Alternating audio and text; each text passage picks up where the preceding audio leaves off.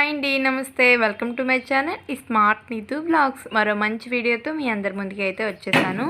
మీలో ఎంతమందికి తెలుసు అనేది నాకు కామెంట్ చేయండి. దీని పేరు వచ్చేసి నల్ల అనమాట. మనకి గోట్ బ్లడ్ అనేది ఉంటుంది కదా, మనకి కట్ చేసేటప్పుడు గోట్స్ అవి మటన్ చేస్తారు కదా, అప్పుడు వాటి బ్లడ్ అనేది తీసుకొని ఈ విధంగా ప్రిపేర్ చేస్తారనమాట. వాటి బ్లడ్ని నీట్గా వాష్ చేసిన తర్వాత ఆవిరికి ఉడకబెట్టినట్లయితే మనకి ఒక రౌండ్ ఏ షేప్లో అయితే వెజల్లో వేసుకుంటామో ఆ షేప్లో వస్తే ఈ విధంగా మనం చిన్న చిన్న పీసెస్లో అయితే కట్ చేసుకోవాలి.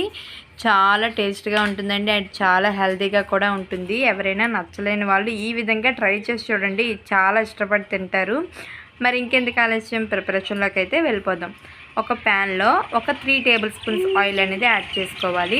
మన ఆయిల్ అనేది కొంచెం యాడ్ చేసుకున్న తర్వాత హీట్ అయిన తర్వాత 2 మీడియం సైజు ఉల్లిపాయలు అలాగే పచ్చిమిర్చి కూడా ఇందులోనే యాడ్ చేసుకొని నీట్గా ఫ్రై చేసుకోవాలన్నమాట. ఆనియన్స్ అనేవి బాగా ఫ్రై అయితేనే మనకి ఈ కర్రీ అనేది టేస్ట్ చాలా బాగా వస్తుంది.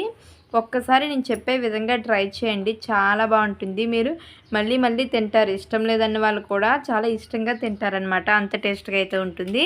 మనకి వన్స్ ఆనియన్స్ అనేవి బాగా ఫ్రై అయిన తర్వాత అల్లం వెల్లుల్లి పేస్ట్ కూడా మనం ఇందులో యాడ్ చేసుకోవాలి. ఆ అల్లం వెల్లుల్లి పేస్ట్ అది కూడా పచ్చివాసన పోయేంత వరకు కూడా నీట్గా ఫ్రై చేసుకోవాలన్నమాట. తర్వాత మనం టొమాటోస్ని చిన్న చిన్న పీసెస్లా కట్ చేసుకునే కంటే ఈ విధంగా ప్యూరీలా చేసి యాడ్ చేసుకున్నట్లయితే మనకి చాలా బాగుంటుందన్నమాట. ఎక్కడా కూడా పలుకుగా తగలకుండా టమాటో ప్యూరీ యాడ్ చేసుకున్నట్లయితే మనకి అలాగా పేస్ట్లా ఉంటుంది కాబట్టి చాలా బాగుంటుంది. ఈ విధంగా ఒకసారి ట్రై చేసి చూడండి. అండ్ టమాటోస్ కూడా బాగా మగ్గిపోయిన తర్వాత మనకి ఆయిల్ అనేది ఈ విధంగా సెపరేట్ అవ్వాలి.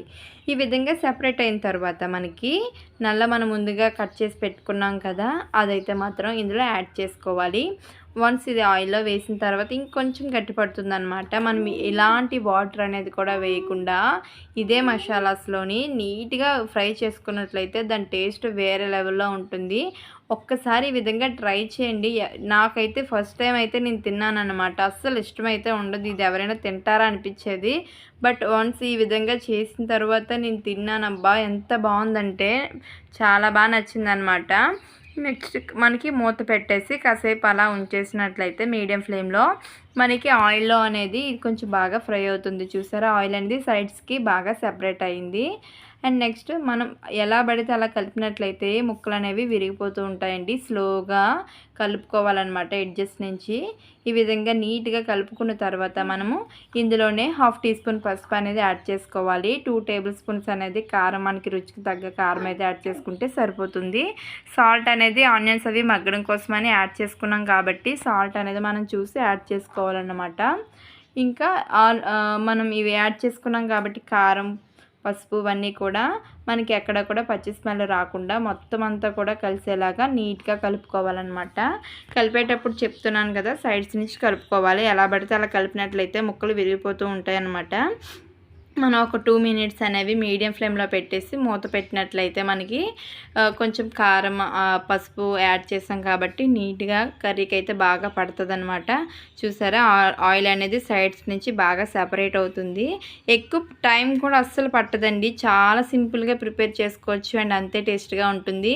చాలామంది చాలా వేస్లో అయితే చెప్తూ ఉంటారు, బట్ నాకైతే ఈ రెమెడీ ఈ విధంగా అయితే చాలా బాగా నచ్చింది అనమాట. ఈ రెసిపీ అయితే మాత్రం ఎక్కువ టైం ప్రాసెస్ ఉండదు, ఎక్కువ లెంతీ ప్రాసెస్ కూడా కాదు. సింపుల్గా ఇంగ్రీడియంట్స్తోనే చాలా టేస్టీగా అయితే ప్రిపేర్ చేసుకోవచ్చు. మీలో ఎంతమందికి అయితే ఈ కర్రీ తెలుసు అండ్ ఎంతమందికి అయితే ఫేవరెట్ అనేది కామెంట్ చేయండి. అండ్ మీరు ఏ విధంగా అయితే కుక్ చేస్తారనేది కూడా నాకు చెప్పండి. నేనైతే ఈ విధంగా చేసి తిన్నాను, చాలా అయితే బాగుంది. సో అందుకే మీ అందరితో అయితే షేర్ చేసుకోవాలనిపించింది అనమాట. వీడియో నచ్చితే మాత్రం చిన్న లైక్ అయితే చేసి మీ సపోర్ట్ నాకు సబ్స్క్రైబ్ చేసుకుని అందిస్తారనుకుంటున్నాను. Thanks for watching friends, bye.